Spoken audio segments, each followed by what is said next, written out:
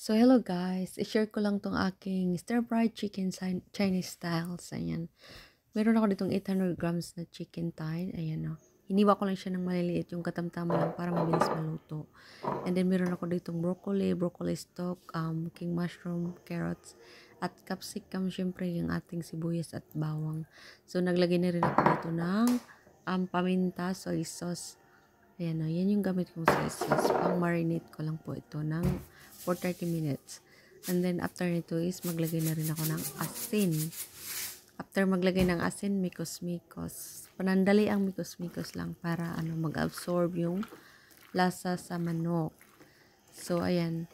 After ko mikos-mikos nito is pinapaano ko lang siya. Minamarinate ko lang to ng mga 30 minutes. Kasi hapunan na to eh. So, ayan, nag-init na ako ng kawali. Naglagay na rin ako ng olive oil. Ayan. Olive oil din, ginisa ko na ang bawang. So, it's depend on you kung anong uunahin mo, no? Bawang ba or sibuyas. Parehas lang naman yun. Basta babango lang, kaunting lasa yan. Ganon, mikos-mikos lang yan. Hanggang sa very light brown lang siya. So, masarap kasi yung pag light brown, medyo crunchy-crunchy ba, kumbaga. Excuse me. At syempre, nilagay ko na rin yung sibuyas. So, mikos-mikos lang din. Ang hirap pala mag-voice over, no? Mas maganda talaga yung actual na nagluluto ka tapos nagsasalita. Ganun. And kaso nga lang, hindi ko magawa kasi ang ingay ng aking mga anak. So, after nito mamikos-mikos is ilagay ko na rin ang ating chicken.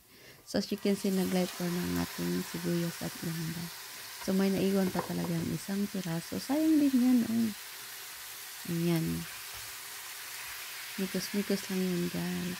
So, yung panimpla ko pala, guys, hindi ko siya sinusukat. Ano lang yan, tsamba-tsamba lang.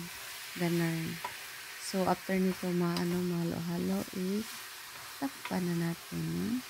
Ganyan, basta haluin lang mabuti hanggang sa maging mamutla na yung mga manok. Ganun.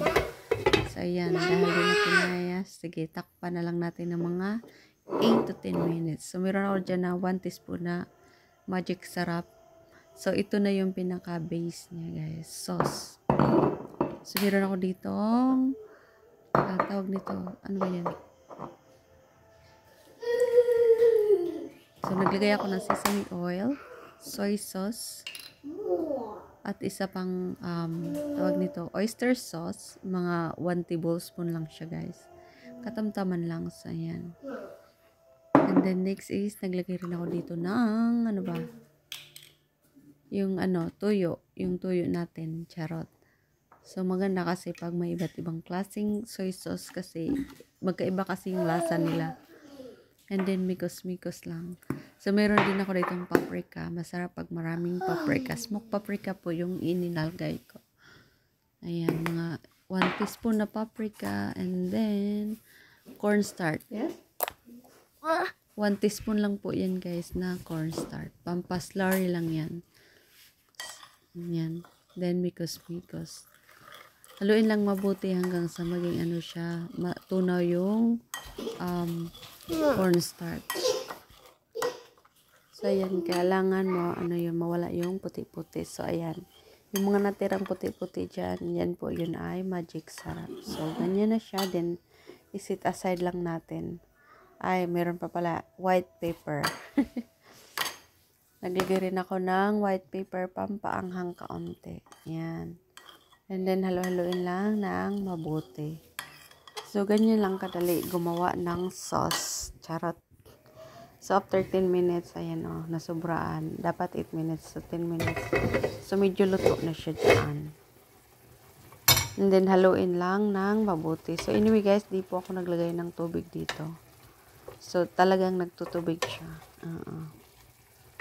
Ayan, no need na maglagay ng ng tubig kasi yung goal natin dito is stir fry.